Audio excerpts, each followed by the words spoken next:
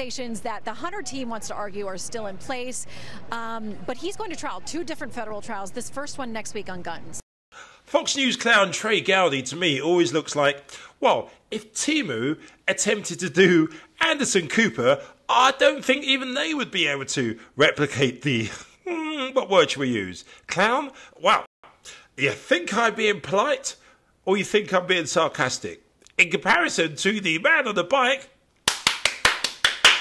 give him a round of applause. This happened live, by the way. Conversations that the Hunter team wants to argue are still in place, but he's going to trial 2 different federal trials, this first one next week on guns. Yeah, I mean, I think it is entirely legitimate to go for. Could work their way through one, they should be able to get the other ones really quickly.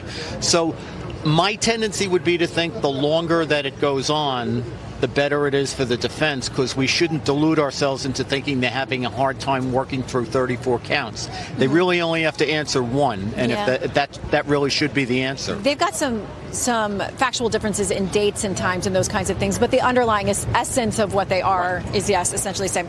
Let's play this now from James Comey, because he's got a feeling about how this trial is going to go. Trey Gowdy, you cops! I've tried a lot of jury cases, and I know you can't fully tell, even if you've been in the courtroom the whole time, but it seems to me a very strong case. I think a high likelihood of conviction, some likelihood of a hung jury, almost 0 of an acquittal. Okay, is that kind of where you guys are at here, too? Do you think, good chance of hung jury, no chance of acquittal, chance of conviction? I think an acquittal would be tough. That's my judgment, and that's not a comment on the facts so much as it is where we are in terms of the jury instructions and the rulings that took place pre-trial and during the trial. I just think it's headed that way. I've always thought it would be a hung jury. I think Andy and Professor Turley and I were debating whether it be 10-2, 11-1, 9-3, but I don't see an acquittal. But that's not a comment on the facts. That is more a comment on the way Judge Merchan. Inside Donald Trump's prison cell, the surroundings are like any other small enclosed space. The walls are gray concrete, and a narrow cot with a thin mattress is the only piece of furniture. A tiny metal sink and toilet combo sit in one corner, while a small barred window allows a sliver of natural light to filter in. The sound of clanking bars echoes through the air as guards patrol the hallway outside. What is... President Trump is 76 years old. He will die in federal prison.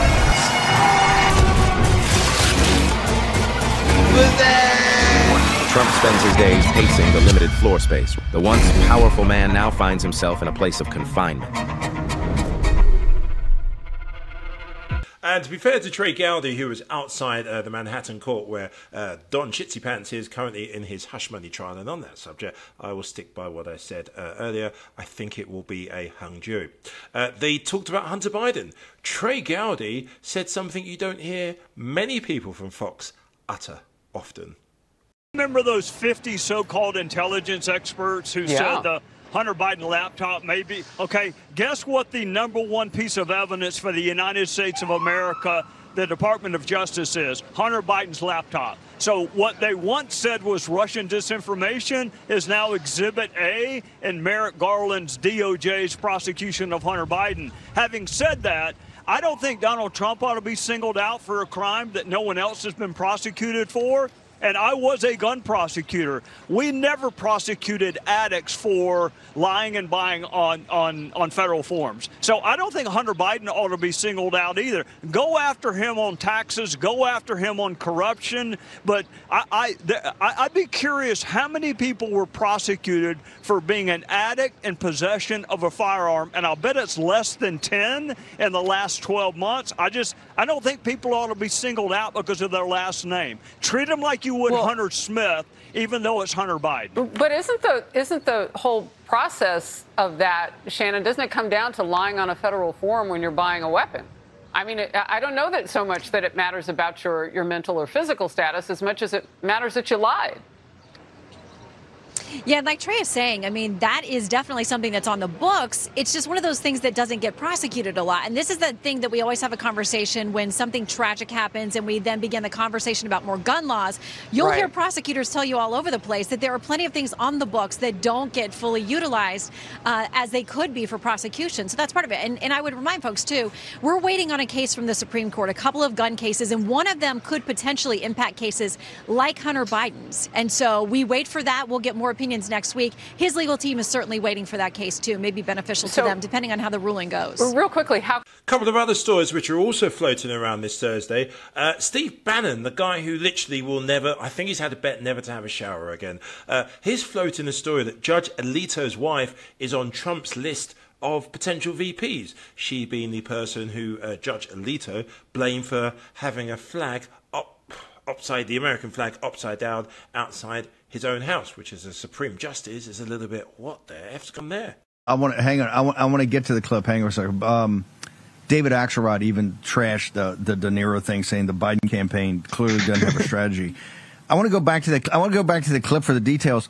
Are these progressive women, these feminists, are they saying we should have Handmaid's Tale? Did they just say, "Can't you muzzle your own wife"? I think that was a quote. What is going? Are they that unhinged? Because Justice Alito's wife, right, is now on my short list to be VP. She's a hammer. So, and I don't think she's not Handmaid's Tale. I don't think you're a muzzler. Did a woman and did a feminist just say, "Hey, can't you conservative justice muzzle your wives"?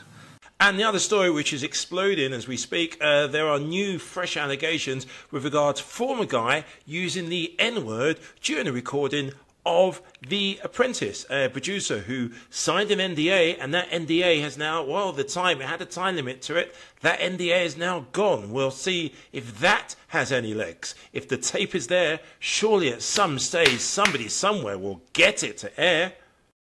Yeah, this is a stunning allegation made by an early producer of The Apprentice show by the name of Bill Pruitt. He alleges that Donald Trump, during The Apprentice filming, used the N-word at a black finalist in the show, or referring to a black finalist in the show by the name of Kwame Jackson. Now, this is something that had been rumored for a very long time, but we had never heard it directly from somebody who had worked on the show. And you might be wondering why he was coming out now. Well, he says that he was under an NDA that would fine him $5 million if he talked about what happened in the show. And now that NDA has expired, and that's why he's coming forward. Now, again, I do want to also mention that this producer said that there was a recording of this. Anyway, we'll finish with something completely different. Sarah Hyland and Andrew B. Feldman. Little Shop of Horrors. Ooh. Do you want to form an alliance with me? Absolutely.